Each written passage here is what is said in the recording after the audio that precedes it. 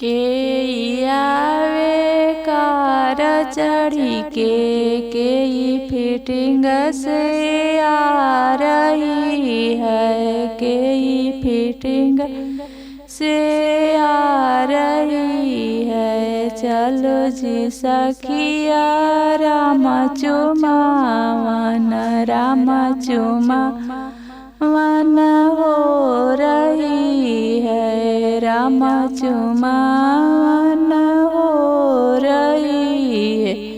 पापा आवे कार चढ़ी के, मम्मी फिटिंग से आ रही है, मम्मी मोटर से आ रही है। चलो जी सखिया राम चुमावन, राम चुमावन हो रही है, राम चुमावन हो रही है।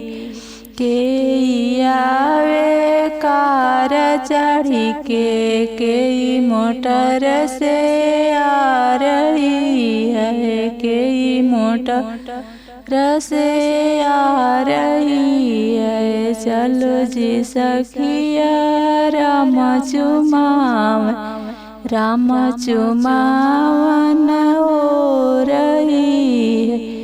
जीजा आवे कार चढ़ी के, दीदी मोटर से आ रही है, दीदी मोटर से आ रही है।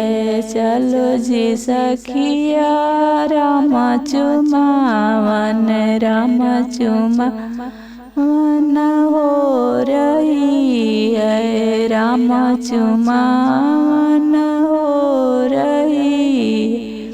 के आवे कार चढ़ी के मोटर से आ रही है, के मोटर से आ रही है।